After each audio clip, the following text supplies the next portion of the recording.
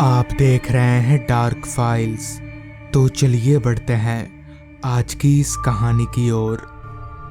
दोस्तों, आज मैं जो आपको कहानी बताने जा रहा हूँ वो घटना मेरे साथ कुछ यूं घटी थी कि मैं उस घटना को आज तक भूल नहीं सका और ना ही मैं अपने जीते जी उस घटना को कभी भूल पाऊंगा। पहले मैं भूत प्रेत इन सब बातों पर विश्वास नहीं करता था, मगर इस घटना के बाद से मैं भूत प्रेत इन सब बातों पर विश्वास करने लगा हूँ। विश्वास तो दूर, अब मैं भूत प्रेत की बात सुनकर ऊपर से लेकर नीचे तक कांप उठता हूँ। और ऐसा हो भी क्यों ना, मेरे साथ जो घटना घटी थी वो घटना कोई मामूली घटना नहीं थी। उस समय मैं भूतों के हाथों से मरते मरते बचा था। दरअसल मेरे साथ हुआ कुछ यूं था कि आज से 15 साल पहले जब मैं ऑफिस का सारा काम खत्म करके अपने घर जा रहा था तो काफ़ी रात हो गई थी। काफ़ी मतलब उस समय रात के 10 बज रहे थे। ऐसे में मेरी ऑफिस की छुट्टी शाम के 7 बजे तक हो जाती है, मगर उस दिन मेरा कुछ ज़्यादा ही काम था, जिस कारण सारा काम खत्म करते करते मुझे रात के 10 बज गए थे। काम भी इतना अर्जेंट था कि मुझे उसी दिन ही पूरा करना था। खैर, ऑफिस से निकलकर कुछ देर बाइक चलाने के बाद मैं शहर के रास्ते से अलग एक वीरान रास्ते पर पहुंचा। वो रास्ता शहर के अलग मेरे गांव की ओर जाता था। दरअसल मैं गांव में रहता हूं और मेरा गांव शहर से 12 किलोमीटर दूर है। मेरे रोज गांव से शहर ऑफिस आना जाना करता हूं। ऑफिस आने जाने में मुझे लगभग 1-1.5 घंटे का समय लग जाता है। मैं जिस रास्ते पर आगे बढ़ रहा था वो रास्ता काफ़ी सुनसान और घने अंधेरे में डूबा हुआ था। अंधेरा तो इतना फैला हुआ था उस रास्ते पर कि मेरी हेडलाइट की रोशनी उस अंधेरे के सामने ना के बराबर मालूम पड़ रही थी। साथ ही साथ शायद अमावस थी उस रात, जिस कारण आसमान में दूर दूर तक कहीं मुझे कोई चांद नजर नहीं आ रहा था। साथ ही साथ रास्ते के किनारे काफ़ी घने पेड़ भी थे। वैसे तो मैं रोज इस रास्ते को पार कर अपने घर आना जाना करता हूँ, मगर वो वक्त 7 बजे का होता है और आज वक्त रात के 10:30 बजे का हो रहा है, जिस कारण रास्ते पर मुझे दूर दूर तक मेरे अलावा कोई इंसान तो दूर एक परिंदा भी पर मारता दिखाई नहीं दे रहा था। शायद इसका एक कारण ये भी हो सकता है कि उस रात काफ़ी कड़कड़ाती ठंड पड़ रही थी। और ऐसा हो भी क्यों ना, दिसंबर के आखिरी हफ्ता जो चल रहा था, साथ साथ कोहरा भी पूरे रास्ते पर इतना फैला हुआ था कि मानो पूरे रास्ते पर कोहरे ने सफ़ेद चादर फैला रखा हो। ऊपर से घने कोहरे के कारण मुझे आगे का रास्ता काफ़ी धुंधला धुंधला सा दिखाई पड़ रहा था। फिर भी मैं इन सब बातों को नज़रअंदाज करके आगे बढ़े जा रहा था। बाइक भी मेरी ठीक ठाक रफ्तार से ही चल रही थी। अभी मैं जिस रास्ते को पार कर रहा था वो रास्ता काफ़ी लंबा रास्ता था। उसे पार करने में 45 से 50 मिनट का समय लगता था। इस बात को ध्यान में रखकर मैंने बाइक की रफ्तार थोड़ी और बढ़ा दी ताकि मैं जल्दी घर पहुंच सकूं। ऊपर से रास्ता भी काफ़ी खाली था तो मैं भी इसका फ़ायदा उठा रहा था। अभी मैं उस सुनसान रास्ते पर आगे बढ़ ही रहा था कि तभी अचानक मेरी बाइक एकदम से बंद पड़ गई। बाइक के अचानक बंद होते से मैं एकदम से चौंक गया। आखिर मेरी बाइक को हुआ तो हुआ क्या? इतनी देर से तो बाइक ठीक ठाक चल रही थी, तो अचानक बाइक क्यों रुक गई? मेरे बाइक में पेट्रोल टैंक भी फुल थी, तो तेल की वजह से तो मेरी बाइक नहीं रुक सकती। बाइक के रुकने के बाद मैंने 2-3 बार बाइक को स्टार्ट करने की कोशिश भी की, मगर हर कोशिश बाइक के आगे नाकाम साबित हुई, क्योंकि मेरे बार बार स्टार्ट करने के बावजूद भी बाइक स्टार्ट नहीं हो रही थी। मुझे समझ नहीं आ रहा था कि आखिर ये सब हो क्या रहा है। मेरा घर यहाँ से आधे घंटे की दूरी पर था, तो बाइक को धक्का देकर ले जाने पर मुझे काफ़ी परेशानियों का सामना करना पड़ेगा और वो मैं नहीं चाहता, जिस कारण मैं बार बार बाइक स्टार्ट करने की कोशिश कर रहा था। कुछ देर कोशिश करने के बाद भी जब बाइक स्टार्ट नहीं हुई तो मैं थक कर चुपचाप खड़ा हो गया। अभी मैं खड़ा हुआ ही था कि तभी अचानक मेरे आगे जंगल से एक आदमी निकलकर मेरे पास आया। उस आदमी को इतनी रात गए जंगल से निकलता देख मैं काफी चौंक गया कि आखिर ये आदमी इतनी रात गए जंगल में कर क्या रहा है। चलते चलते वो आदमी मेरे पास आया और मेरे पास आकर खड़ा हो गया। अचानक उस आदमी को मेरे पास आता देख मैंने उस आदमी से पूछा, क्या बात है भाई, आपको मुझसे कुछ काम है क्या? उस आदमी से ये पूछते ही उस आदमी ने कहा, हाँ भाई साहब, आप हीरापुर गांव की ओर जा रहे हैं ना? मैं भी उधर ही जा रहा हूँ, क्या आप मुझे वहां तक छोड़ देंगे? इस पर मैंने उस आदमी को जवाब दिया, छोड़ देता भाई साहब, अगर मेरी बाइक खराब नहीं होती तो। मुझे लगता है बाइक को धक्का देकर ही ले जाना पड़ेगा। इस पर उस आदमी ने कहा, क्यों, आपकी बाइक ठीक नहीं है? मुझे तो लगता है कि आपकी बाइक ठीक है, आप एक बार स्टार्ट करके तो देखिए। इस पर मैंने उस आदमी से कहा, नहीं, मैं काफ़ी बार स्टार्ट करके देख चुका हूँ, मगर मेरी बाइक स्टार्ट नहीं हो रही। मेरी बात सुनने के बाद उस आदमी ने कहा, आप मुझे चाबी दीजिए, मैं स्टार्ट करके देखता हूँ। मैं भी हालात से लाचार था, जिस कारण मैंने भी अपनी बाइक की चाबी उस आदमी को दे दी। चाबी लेकर जैसे ही उस आदमी ने बाइक स्टार्ट करने की कोशिश की, बाइक एक ही बार में तुरंत स्टार्ट हो गई। मुझे तो अपनी आंखों पर भरोसा नहीं हो रहा था कि आखिर उस आदमी से एक बार में ही बाइक स्टार्ट कैसे हो गई। खैर जो भी हो, मेरे लिए तो आदमी मसीहा के समान था, जिस कारण मैंने उस आदमी से कहा, आप तो लगता है कि जादूगर है, चलिए मैं आपको हीरापुर छोड़ देता हूँ। इसके बाद मैं उस आदमी को बाइक में बिठाया और आगे की ओर चलता बना।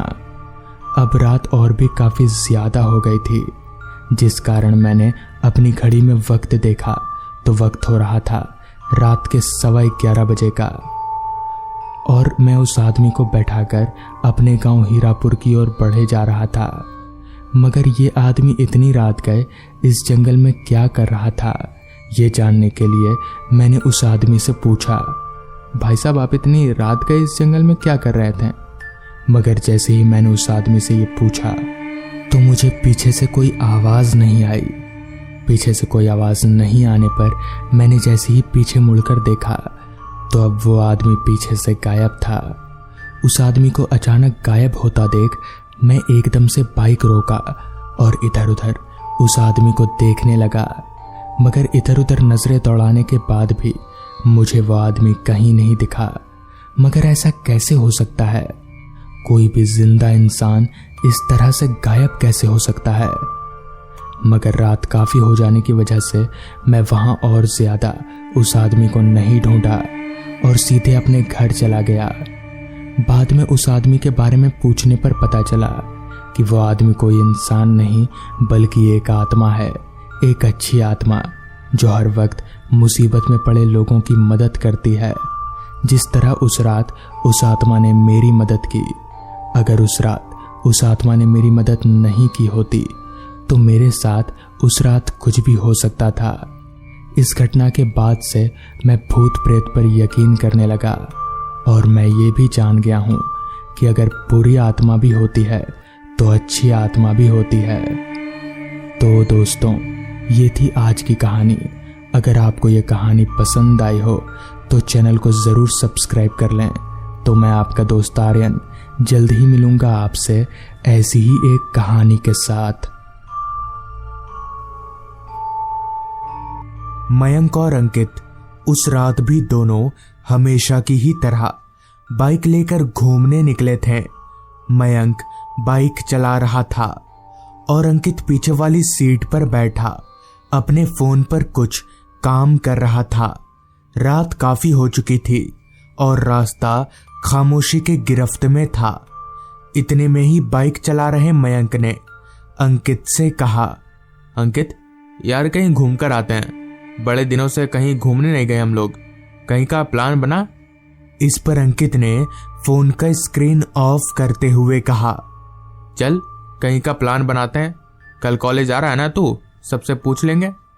मयंक ने अंकित की बात पर हामी भरी और बाइक चलाने पर ध्यान देने लगा। वो दोनों जिस रास्ते पर चल रहे थे वो रास्ता पूरी तरह से सुनसान हो रखा था। एक भी आदमी नजर नहीं आ रहा था और वैसे भी आधी रात गए रास्ते पर कोई नहीं ही होता है, तो इसमें कोई चौंकने वाली बात नहीं थी। अभी वो दोनों आगे बढ़ ही रहे थे कि तभी एक मोड़ के पास से मयंक ने बाइक को दूसरे रास्ते की तरफ मोड़ लिया। मयंक को ऐसा करता देख अंकित काफी हैरान हुआ। इस रास्ते पर क्यों मोड़ा बाइक को तूने? तू जानता है ना इस रास्ते पर रात में कोई नहीं आता। तो अंकित की बात पर मयंक बोला, इसलिए तो आया हूं इस रास्ते पर पता लगाने कि आखिर लोग ऐसा क्यों करते हैं। हालांकि मयंक बहुत ही हिम्मत वाला लड़का था, मगर उसी के उलट अंकित वो थोड़ा डरपोक किस्म का था। सुनी सुनाई बातों पर वो बहुत ही जल्दी विश्वास कर लेता था। मयंक को अंकित ने समझाने की बहुत कोशिश की, पर वो कहाँ किसी की सुनने वाला था। वो तो अपनी ही धुन में बस बाइक को चलाए जा रहा था। अंकित को अब काफी डर लगने लगा था, क्योंकि वो रास्ता हद से भी ज्यादा सुनसान था। ऊपर से उस रास्ते पर लाइट का भी कोई नामो निशान नहीं था। बाइक की हेडलाइट ही सिर्फ उस रास्ते पर रोशनी का एकमात्र जरिया थी। मयंक तेजी से अपनी बाइक को रास्ते पर भगाए जा रहा था। अभी मयंक बाइक चला ही रहा था कि तभी अचानक उसे ऐसा महसूस हुआ जैसे किसी ने बाइक को पकड़कर एक तरफ झुका दिया हो। मयंक ने बाइक को संभालने की बहुत कोशिश की, पर वो नहीं संभाल पाया और तेजी से चल रही उसकी बाइक रास्ते पर धड़ाम से जा गिरी। चूंकि बाइक काफी रफ्तार में थी, इसलिए घसीटती हुई बहुत आगे तक गई। इस दुर्घटना में अंकित को ज्यादा चोट नहीं आई, पर मयंक उसका सिर फट चुका था और वो बेहोश हो चुका था। इधर अंकित खुद को संभालते हुए उठा और मयंक को बेहोशी से जगाने की कोशिश करने लगा, पर मयंक उसके सर पर बहुत ज्यादा चोट आई थी। वो किसी तरह से होश में आ ही नहीं रहा था। अपने दोस्त मयंक को इस हालत में देखकर अंकित की आंखों में आंसू रुक ही नहीं रहे थे। अभी अंकित कुछ करने की सोच ही रहा था कि तभी उसे कुछ आवाजें आने लगी। अंकित ने जब उन आवाजों की ओर देखा तो उसके होश उड़ गए। उसे अपनी आंखों पर यकीन ही नहीं हो रहा था, क्योंकि उसने देखा कि दो लोग जिन्होंने हॉस्पिटल के कपड़े पहन रखे थे, वो लोग सड़क पर दौड़ते हुए स्ट्रेचर लेकर उसी की तरफ आ रहे हैं। ये देखकर अंकित को हैरानी होनी चाहिए थी, पर उस वक्त वो इतनी परेशानी में था कि उसे कुछ समझ में ही नहीं आ रहा था। हॉस्पिटल के कपड़े वाले वो लोग स्ट्रेचर लेकर सीधे मयंक और अंकित के पास आकर रुके। उन्होंने मिलकर मयंक को उठाकर स्ट्रेचर पर लिटा दिया और उसे कहीं ले जाने लगे। अंकित भी अपने दोस्त के खातिर उन्हीं लोगों के पीछे पीछे भागने लगा। रास्ते पर कुछ देर भागते रहने के बाद वो लोग रास्ते के किनारे बने एक बड़ी सी इमारत के पास रुके। देखने से तो वो इमारत किसी हॉस्पिटल की तरह लग रही थी। खैर, वो दोनों वार्ड बॉय स्ट्रेचर लेकर हॉस्पिटल के अंदर चले गए। अंकित भी उनके पीछे पीछे गया, मगर अंकित को अब काफी हैरानी हो रही थी कि आखिर इतना बड़ा हॉस्पिटल ऐसे रास्ते पर क्यों है। पर चूंकि अंकित इस रास्ते पर पहली बार आ रहा था, तो इसलिए उसे लगा कि शायद होगा यहाँ हॉस्पिटल। वो हॉस्पिटल बाहर से जितना गंदा और पुराना लग रहा था, अंदर से उतना ही चमक रहा था। वो दोनों वार्ड बॉय स्ट्रेचर को लेकर एक कमरे में घुस गए और अंकित को उस कमरे के बाहर ही बैठने के लिए कहा। उस कमरे के दरवाजे के ऊपर लिखा था ऑपरेशन थिएटर। खैर अंकित उस कमरे के बाहर ही बेंच पर बैठ गया और इंतजार करने लगा कि कब उसे कोई अच्छी जानकारी मिले। उस हॉस्पिटल में सब कुछ था, वार्ड बॉय, डॉक्टर, सारे लोग थे। अंकित का दिल जोरों से धड़क रहा था। उसे अपने दोस्त मयंक की बहुत चिंता हो रही थी। मगर फिर कुछ देर के बाद उस कमरे से जहां मयंक को ले जाया गया था, वहां से सफेद कपड़ों में डॉक्टर बाहर निकले। अंकित दौड़कर डॉक्टर साहब के पास गया और पूछा, डॉक्टर, पेशेंट ठीक तो है ना? ज्यादा लगी नहीं है ना? इस पर डॉक्टर साहब ने कहा, चिंता वाली कोई बात नहीं है, बस थोड़ा सा सिर फटा था, कुछ देर में होश आ जाएगा। डॉक्टर के मुंह से ये सुनकर अंकित की तो जैसे जान में जान ही आ गई। राहत की सांस लेते हुए वो वापस अपनी जगह पर बैठ गया। उसने सोचा अपने घर पर और मयंक के घर पर फोन कर दे। ये सोचकर उसने अपने जेब से फोन निकाला, मगर फोन में नेटवर्क ही नहीं था। उसने सोचा शायद हॉस्पिटल के बाहर नेटवर्क मिल जाएगा, लिहाजा वो अपनी जगह से उठकर हॉस्पिटल के बाहर की तरफ जाने लगा। अभी वो उठकर हॉस्पिटल के बाहर की तरफ जा ही रहा था कि तभी एक वार्ड बॉय सामने से दौड़ते हुए अंकित की तरफ आने लगा। वो इतनी तेजी में आ रहा था कि वो अचानक से अंकित से टकरा गया। पर ये क्या, अंकित से टकराने के बजाय वार्ड बॉय उसके शरीर के आर पार हो गया। अंकित के पैर वहीं अपनी जगह पर जम गए। उसे समझ नहीं आ रहा था कि आखिर ऐसा कैसे हो सकता है। कोई इंसान किसी इंसान के शरीर के आर पार कैसे हो सकता है।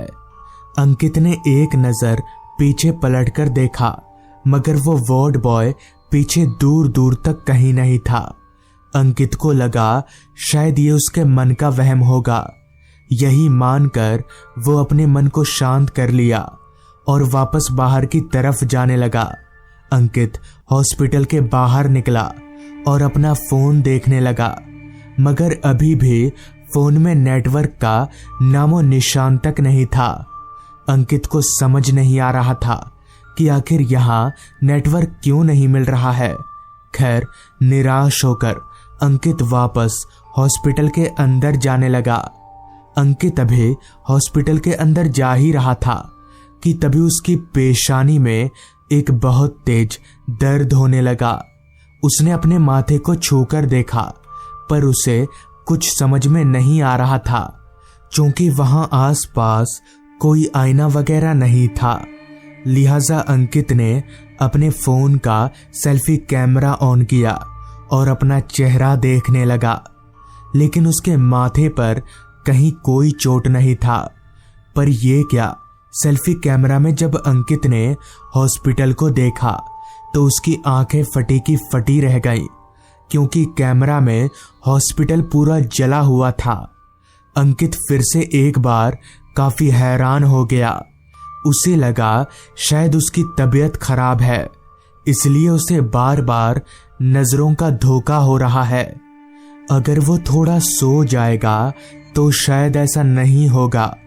ये सोचकर अंकित ने अपना फोन जेब में डाला और वापस से मयंक जिस कमरे में था उस कमरे के बाहर लगी बेंच पर जाकर बैठ गया। उसने अपनी आंखों को बंद कर ली और सोने की कोशिश करने लगा। पहले कुछ देर तक तो उसे नींद नहीं आ रही थी, पर फिर वो कब सो गया उसे कुछ याद नहीं।